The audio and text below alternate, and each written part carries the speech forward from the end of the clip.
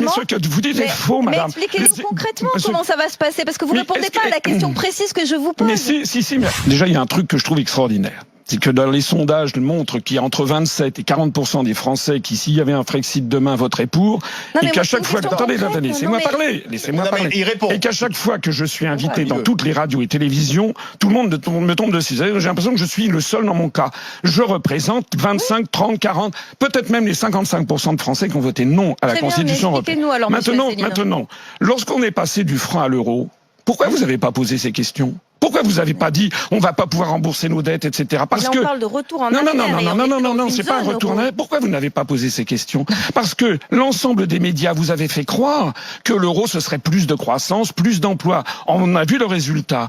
Est-ce que vous croyez que les 40% de Français qui voteraient pour le Frexit, peut-être même majoritaire, je rappelle que Macron, le 24 janvier 2018 à la BBC, a répondu à une question d'un journaliste qui demandait et s'il y avait un référendum sur le Frexit en France, qu'est-ce qui se passerait-il? Macron lui-même a dit probablement les Français voteraient en faveur. Est-ce que vous croyez vraiment, honnêtement, sincèrement, que les idées que je défends sont représentées à due proportion dans les médias? Moi je passe comme ça quelques minutes ici ou là. Et en fait, en revanche, on a des médias, excusez-moi de le dire, qui passent leur temps à mettre en avant Madame Le Pen et Madame Loiseau. Que cela vous plaise ou pas, Madame, l'euro finira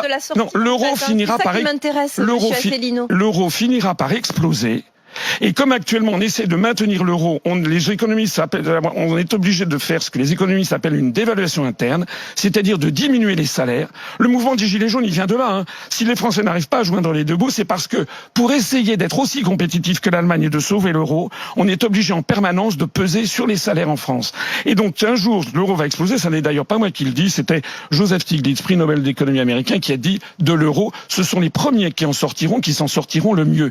Parce que les gens qui veulent faire peur de la sortie de l'euro, moi je leur dis, est-ce que vous vous rendez compte de ce qui va se passer si nous restons dans l'euro? On n'a pas le temps ici d'explorer le sujet.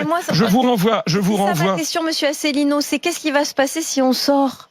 Parce que en fait, voilà, moi je vous ai dressé le portrait que dressent les économistes. Bon, vous dites que non, ça va pas se passer comme ça. Alors expliquez-nous concrètement. Non, ce n'est pas ce que vous dites est faux, madame. Mais expliquez-nous concrètement comment ça va se passer, parce que vous ne répondez pas à la question précise que je vous pose. Mais si, mais écoutez, j'ai fait une étude, j'ai fait comment dirais-je, une conférence qui dure 3 heures pour expliquer comment on sort de l'Union européenne et de l'euro. Ce qu'on soit bien s'énonce clairement, monsieur Asselineau. Donc concrètement, comment on fait pour pas être dévalué auprès de toutes les agences de notation internationales, pour pas avoir nos dettes qui s'écroulent, etc. Mais nos dettes ne vont pas s'écrouler, madame. Monsieur Asselineau, les agences internationales fixeront une cotation en fonction de la structure de l'endettement de la France. Actuellement, c'est les agences de notation qui ne cessent de dégrader la note de la France aujourd'hui. Et puis, qu'est-ce qui va se passer si on reste dans l'euro, madame? Est-ce que vous avez vu que la France est quasiment à feu et à sang, qu'on a un président de la République qui éborgne et qui mutile les Français? Parce que de toute façon, c'est la faute de l'euro. Oui, parce que l'euro est en train, vous n'avez pas écouté ce que j'ai dit, l'euro est en train d'appauvrir les Français structurellement. Attends, question.